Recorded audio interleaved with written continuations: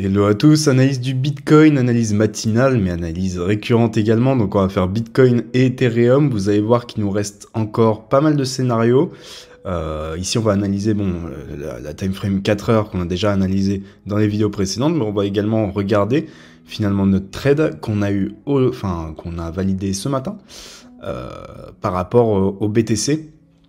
Donc on va regarder tout ça, et puis ceux qui sont dans le sell, bravo à vous.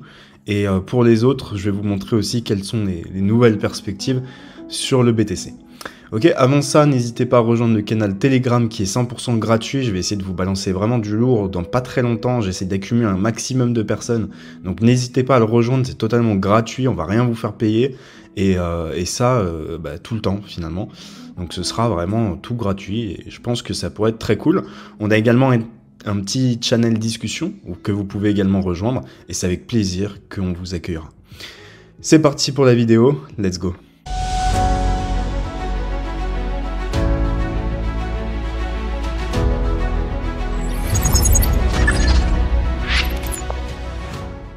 Ok, on se retrouve ici sur le Bitcoin. Alors, d'abord on va parler du trade. On va parler du trade dont je vous ai parlé dans la dernière vidéo, qui s'est très bien déroulé. Ok, c'est le 3e trade consécutif dont je vous parle qui se déroule bien. Plus celui-ci, mais celui-ci, je vous avais fait un Reels sur ce que vous avez raté. Mais donc 3, ok, depuis les vidéos long format. Donc pour l'instant, on est plutôt bon sur notre session de trading, on va dire sur le Bitcoin. Alors, ici, on va faire très attention. On va faire très attention parce qu'ici, on est peut-être assujetti à un pattern wick-off. En tout cas, moi, c'est ce que je remarque. Ici, j'ai eu pas mal d'alertes dans cette zone-là, plus ici, comme quoi il y avait des whales qui étaient en train d'accumuler, ce qui ne m'étonne pas finalement.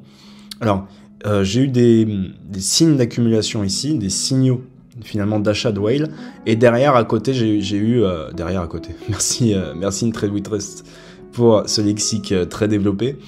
Mais donc à côté j'ai eu quoi? J'ai eu aussi l'information que les whales étaient en train d'acheter pendant que les retails étaient en train de vendre. Donc un pattern wick-off, ça sert à quoi? Ça sert à ce que vous ayez la mauvaise vision et que les whales en profitent, d'accord? Ici la mauvaise vision, ce serait quoi? Ce serait d'être baissier et d'attendre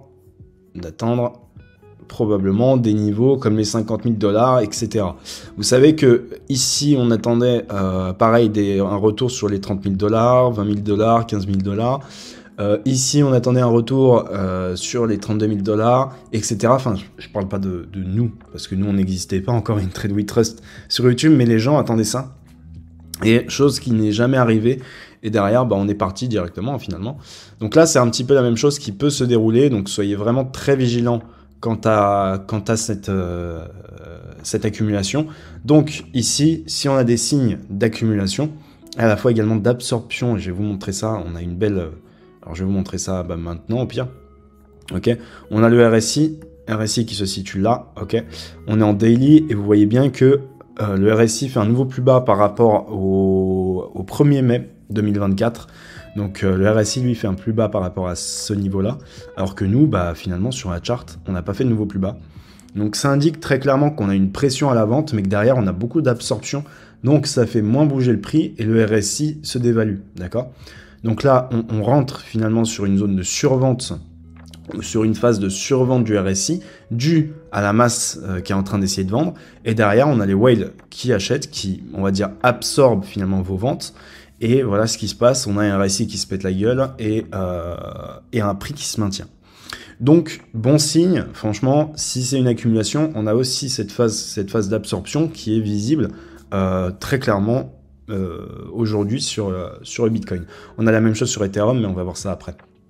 Ok. Donc ici, on fait très attention. Qu'est-ce qu'on attend? Alors, on ne traite plus le Bitcoin, on a fait une très bonne session jusqu'ici, on a fait 3 trades qui étaient plutôt pas mal.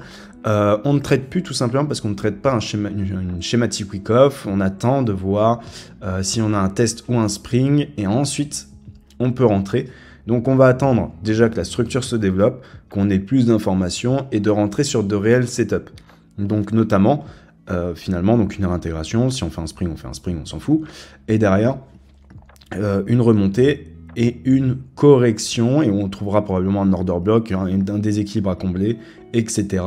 Donc une entrée optimale pour nous, et derrière, on chopera la continuation. Très simple finalement, ok? Très simple, mais ne pas se précipiter, on ne traite pas là-dedans, de secouer, et ça arrive très souvent, hein, beaucoup de secousses dans les patterns Wyckoff, donc on trade après, dans les dernières phases du pattern finalement. Ok, c'est pour ça que je vous dis, on ne traite plus. Évidemment, vous pouvez vous amuser sur d'autres paires. Maintenant, ici, moi, le conseil que je vous donne, c'est de calmez-vous maintenant. On est probablement sur une schématique Wyckoff, donc tout le monde se calme. On a eu 3 trades magnifiques. Pause. Et encore pause, et on va reprendre au fur et à mesure du temps. Donc, on a vu tout ça. Évidemment, on fait attention. Peu importe, hein, accumulation ou pas, on fait très attention à une continuité de drop et finalement qu'on valide le scénario que tout le monde attend et qu'on parte directement. Évidemment, donc le gros flat. Ici, maintenant, un spring aurait un intérêt. Pourquoi? Parce qu'ici, on a une liquidité qui est très importante. Quelle liquidité, vous allez me dire? Ici, c'est la liquidité finalement d'une épaule, tête-épaule, figure chartiste de retournement haussier. Donc, ici, on a beaucoup de liquidités qui doivent être en attente. Des mecs qui étaient en train de long finalement ça. Et n'oubliez pas que dans les schématiques Wyckoff, et peu importe en fait dans les manipulations de marché, qu'est-ce qu'on manipule? On manipule les supports, les résistances, les trendlines, et on manipule aussi les figures chartistes de retournement, les W bottom, les épaules tête épaule. Donc finalement, ici, un spring aurait un intérêt pour avoir une forte contrepartie, ok, une dernière contrepartie sur ces niveaux-là finalement, et ensuite effectuer le mouvement aussi. Ce qui validerait en fait à la fois notre scénario accumulatif et notre scénario de flat. Mais on n'ira pas là où tout le monde pense, on s'arrêtera plus haut.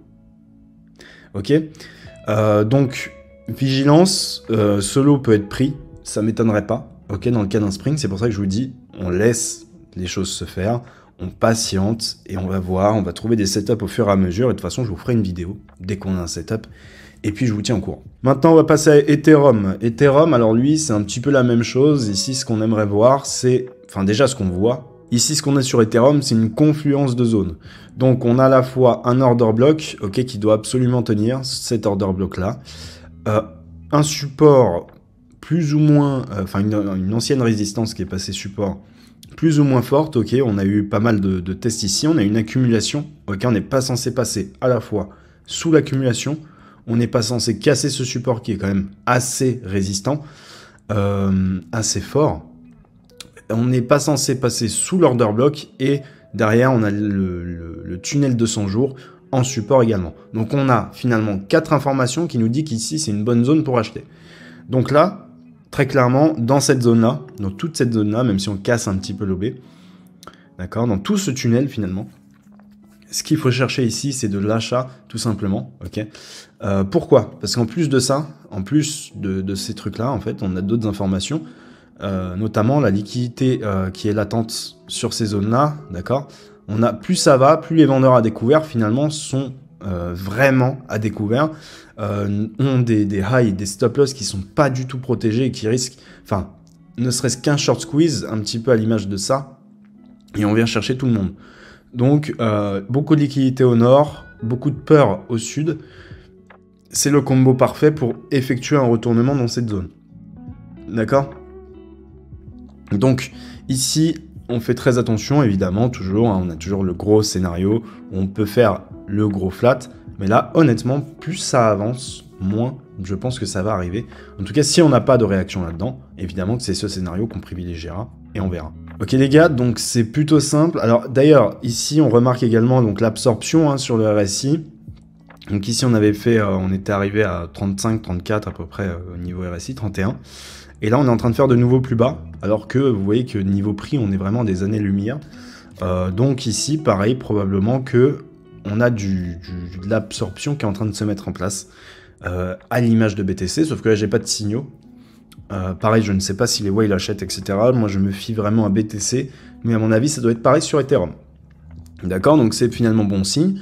Ce qui pourrait probablement... Alors, je ne sais pas si vous connaissez ce truc. Enfin, je pense que tout le monde connaît, mais je ne sais pas si c'est comme ça qu'on dit, mais on pourrait avoir une tasse et une anse, c'est ça, hein, et ensuite partir. C'est une possibilité, c'est une figure qui est à la mode là ces temps-ci. Donc ceux qui font ta séance, je crois que ça c'en est une. Si je comprends bien, hein, parce que là-dedans, je m'y connais pas. Ok. Donc voilà, c'est tout pour le Bitcoin et l'Ethereum. J'espère en tout cas que cette vidéo vous aura guidé. Donc avant de me parler finalement, ok, si on doit faire une conclusion ici, on attend que l'accumulation se termine. On voit en fonction des scénarios s'il y a une concordance finalement avec à la fois donc notre gros regular flat ici qu'on attend et un spring qui vient prendre la liquidité et ensuite un départ, ce qui est totalement possible. Si on a ça, ça concorde, on a notre flat, on a notre accumulation sur ces niveaux-là, et là c'est une entrée optimale, ok, vraiment optimale, pour venir casser le top et faire de nouveau plus haut. Ok, on fait attention à la distribution après, mais ça, on y reviendra petit à petit, c'est pas d'actualité pour l'instant. J'espère que la vidéo vous aura aidé, n'hésitez pas à me dire ce que vous en avez pensé. N'oubliez pas les gars de rejoindre le canal Telegram, c'est avec plaisir qu'on vous accueillera, que ce soit le canal VIP, donc le classique, et le canal gratuit, hein, le canal VIP. Hein. Je l'appelle VIP parce que je trouve ça sympa. Et puis ce sera vraiment le même contenu que des canaux VIP de n'importe qui, donc vous allez voir que ça va être très intéressant. Et puis le canal discussion, donc vous êtes vraiment les bienvenus les gars, et c'est avec plaisir qu'on pourra discuter là-bas. Voilà, c'est tout. Faites attention à vous sur les marchés financiers. À la prochaine. Ciao.